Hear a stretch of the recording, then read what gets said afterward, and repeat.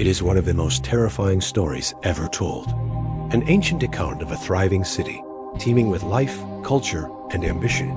A place that in a single horrifying moment was wiped from the face of the earth. The record describes a blinding flash from the heavens, a superheated wave of fire descending from the sky. In an instant, buildings turned to dust. A civilization was erased.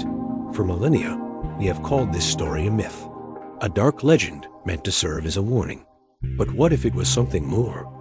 What if the story of Sodom wasn't a fable at all? What if it was a memory? What if the stories you know are only part of the truth?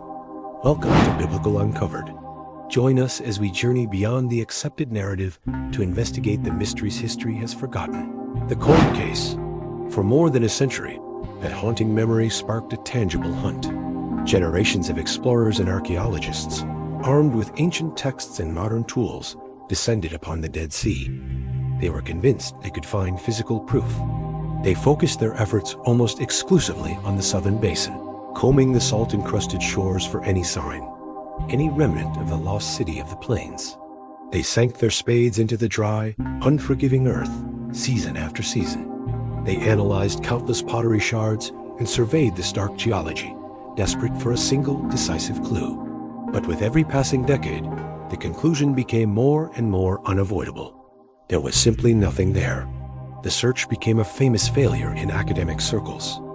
In fact, as documented in the authoritative Anchor Bible Dictionary, the entire century-long effort was deemed both unsystematic and completely unsuccessful. With no evidence to support the story, the scientific consensus hardened into accepted fact. The tale of Sodom was just that, a tale. The city itself had never existed.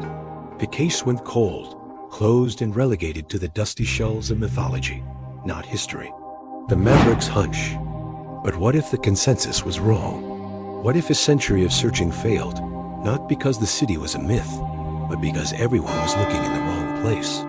It took one archaeologist, Dr. Stephen Collins, to ask that very question. He was a maverick, willing to challenge the entire foundation of the search. Collins argued that the investigation had been doomed from the start, all because of a fundamental misreading of the map, a map hidden within the words of the ancient text itself. He believed the original scribes weren't being vague, they were being precise.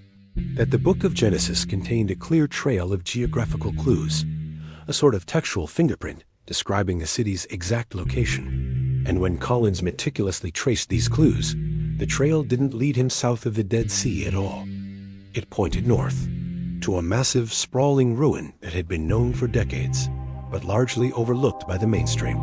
A place called el-Hammam. Based on this textual evidence, Collins proposed a stunning theory. He claimed that this forgotten mound, hiding in plain sight, was the true location of the legendary city of Sodom. It was a hunch that flew in the face of academic orthodoxy, but it was a hunch that would finally reopen the coldest case in archaeological history. The geographic fingerprint.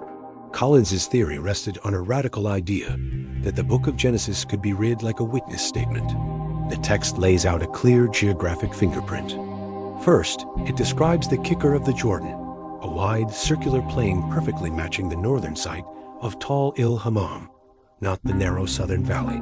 Second, it calls the land well-watered everywhere, a perfect match for the fertile northern delta, but the polar opposite of the barren, salt-blasted south.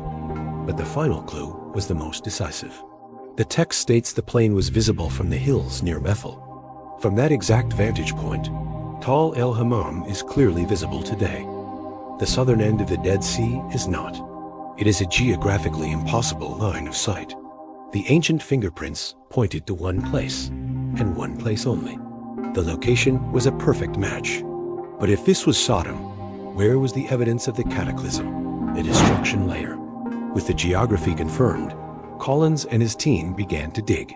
For more than a decade, they excavated the ancient mound, peeling back layers of time. As they approached the Middle Bronze Age level from around 3,600 years ago, they found it. What they uncovered was a dark, charcoal black scar running through the earth. A destruction layer 1.5 meters thick. This was not the mark of a simple fire or an earthquake. It was the sign of a cataclysm on an unimaginable scale. As they analyzed the contents, the mystery deepened into shock. They found pottery with its outer surfaces flash melted into glass, mud bricks that had bubbled and disintegrated, and human remains that appeared to have exploded. Scientific analysis, later published in the journal Scientific Reports, confirmed these materials were exposed to temperatures exceeding 2,000 degrees Celsius. That is hotter than volcanic lava, hot enough to vaporize stone in an instant. The city had not just burned. It had been subjected to a thermal blast of almost incomprehensible power. The cosmic explanation. So what force of nature could produce a thermal blast hotter than a volcano? What could so utterly annihilate a city that it leaves a permanent scar in the earth? For years, scientists who modeled these threats have had a terrifyingly plausible answer: a cosmic airburst. This isn't an asteroid that strikes the ground. It is far more insidious. It occurs when a meteor enters the atmosphere at hypersonic speed and explodes miles above the surface.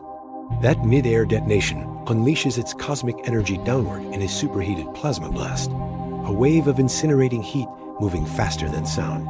It would have obliterated the city below in the blink of an eye, perfectly explaining the melted evidence and the lack of an impact crater. We know these events happen.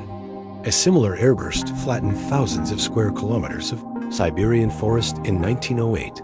That event happened over an empty wilderness. The evidence from tall el-Hammam suggests that 3,600 years ago, one happened over a thriving city. The final confirmation. The airburst hypothesis was a perfect fit. It explained the incredible heat, the thick destruction layer, and the complete lack of an impact crater. For years it was the leading theory, but it needed definitive, irrefutable proof. Then, in 2021, that proof arrived. A groundbreaking paper was published in Nature Scientific Reports, authored by 21 international scientists.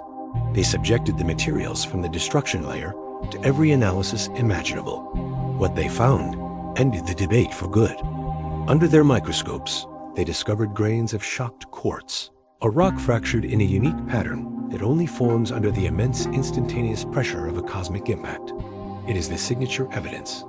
They also found microscopic diamonds and a spike in rare metals like platinum, all pointing to an extraterrestrial origin. Their conclusion, now etched into the scientific record, was inescapable and unambiguous. A cosmic airburst did destroy tall el-Hammam. The Maverick's hunch was now documented science. Myth becomes history. The scientific verdict from tall el-Hammam does more than just solve an ancient mystery. It forces us to reconsider the line between history and myth.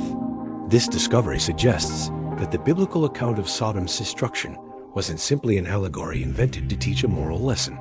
It was a memory, the distant, powerful, and terrifyingly accurate eyewitness account of a real city full of real people who were the victims of a catastrophic natural disaster. An event so traumatic, so world-altering, that its story was carefully passed down for thousands of years until it became legend. This discovery transforms that legend back into history and proves that sometimes the oldest stories have the most to teach us. The lingering question, it makes you wonder, how many other ancient legends are not myths at all, but are simply waiting for science to finally uncover the truth buried beneath our feet? If you found this investigation compelling and want to explore more of these incredible stories, subscribe to Biblical Uncovered and join the search.